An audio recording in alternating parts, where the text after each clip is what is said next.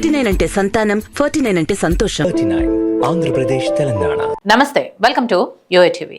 సినీ ఇండస్ట్రీలో హీరోగా నిలదొక్కుకోవాలంటే అంత ఈజీ కాదు. కానీ చాలా మందిలానే సిద్ధు జొన్నలగడ్డ తన అదృష్టాన్ని పరీక్షించుకోవాలని తెలుగు ఇండస్ట్రీలోకి అడుగుపెట్టాడు. ప్రారంభంలో చిన్నా చితకా క్యారెక్టర్లు చేస్తూ తెలుగు సినీ పరిశ్రమలో గుర్తింపు సంపాదించాడు. కానీ బ్రేక్ రావడానికి చాలా కాలమే పట్టింది. ఇంతకీ సిద్ధు జొన్నలగడ్డ నేపథ్యం ఏంటి? ఎలా సినిమా అవకాశాలు తలుపు తట్టాయి? మధ్యలో ఎందుకు సినిమాలు మానేయాలని డిసైడ్ అయ్యాడు?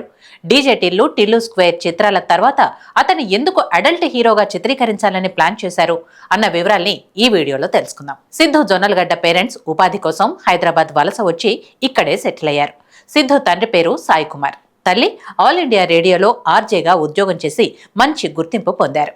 ఇక సిద్ధు అప్పుడప్పుడు తల్లితో ఆల్ ఇండియా రేడియోకు వెళ్తూ ఉండగా అక్కడికొచ్చే మ్యూజిక్ ట్రూప్తో సిద్ధుకు మంచి సన్నిహిత సంబంధం ఏర్పడటంతో తనకు కూడా మ్యూజిక్ నేర్చుకోవాలనుందని తల్లికి చెప్పడంతో సిద్ధు తబలా నేర్చుకోవటానికి మ్యూజిక్ ఇన్స్టిట్యూట్లో చేర్పించింది.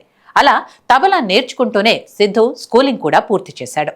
జూనియర్ కాలేజ్లో ఇంటర్ చదువుతుండగా యాక్టింగ్, మోడలింగ్ పై ఆసక్తి పెరిగింది. దాంతోపాటు డాన్స్ క్లాస్ లో జాయిన్ అవ్వగా సిద్ధుకు అక్కడ కొంతమంది సినిమాల్లో చిన్న చితకా వేషాలు వేసే వాళ్లు పరిచయం అవడంతో వారి సహాయంతో ఎక్కడ ఆడిషన్స్ జరిగినా వెళ్లి పాల్గొనేవాడు. కానీ తల్లిదండ్రులు సిద్ధు చదువు పూర్తవ్వందే ఎక్కడకు వెళ్లరాదని కండిషన్ పెట్టారు. సిద్ధు జొన్నలగడ్డ హోలీ మేరీ ఇంజనీరింగ్ కళాశాలలో ఇంజనీరింగ్ చదువుతున్న కాలంలో సిద్ధు నాగ చైతన్య జోష్ సినిమా ఆడియన్స్ కు వెళ్లగా 3 రౌండ్ల తర్వాత డైరెక్టర్ అతన్ని సెలెక్ట్ చేయగా అందులో hero Naga Chaitanya friend character చేశాడు.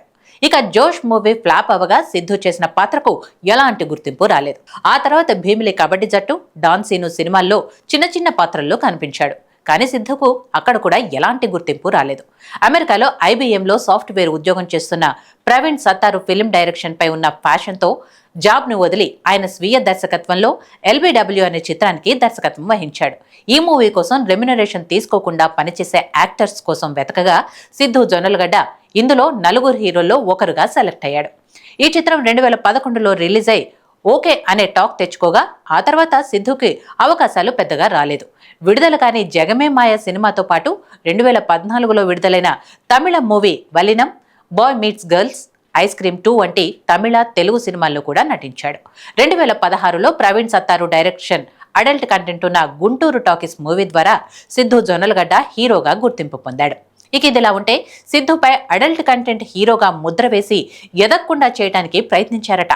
ఇలా సిద్ధుతో ఎవరూ సినిమా చేయడానికి ముందుకు రాకపోవడంతో 3 ఏళ్లు సిద్ధు సినిమాలకు దూరంగా ఉన్నాడు. సిద్ధు స్నేహితుడైన ప్రశాంత్ వర్మ కల్కి పాత్ర గురించి చెప్పి ఇండస్ట్రీలో ఏదో ఒక పాత్ర చేస్తూ వెళ్తూ ఉంటే అవకాశాలు వస్తాయని డైరెక్టర్ ప్రశాంత్ వర్మ సలహాతో రాజశేఖర్ నటించిన కల్కి చిత్రంలో సిద్ధు కీలక పాత్ర చేసి శభాష అనిపించుకున్నాడు. 3 సంవత్సరాల విరామం తర్వాత 2020లో కృష్ణ అండ్ హిజ్ లీలా సినిమాలో నటించి తన నటనకు ప్రశంసలు అందుకున్నాడు. ఆ తర్వాత సిద్ధు తానే మంచి కథ రాసుకొని విమల్ కృష్ణ దర్శకుడుగా, సూర్యదేవర నాగవంశీ నిర్మాతగా 4 కోట్ల రూపాయల బడ్జెట్తో డీజే టిల్లు మూవీ తెరకెక్కింది. ఈ చిత్రం 2022లో ఫిబ్రవరిలో రిలీజ్ అయి 30 కోట్లు కలెక్ట్ చేసి అద్భుత ఘన విజయాన్ని సాధించింది. ఈ మూవీతో సిద్ధు జొన్నలగడ్డ యూత్లో మంచి క్రేజ్ సంపాదించాడు. ఆ చిత్రంలో సిద్ధు పేల్చిన కామెడీ డైలాగ్స్ ఇప్పటికీ యూత్లో చక్కర్లు కొడుతూనే ఉన్నాయి.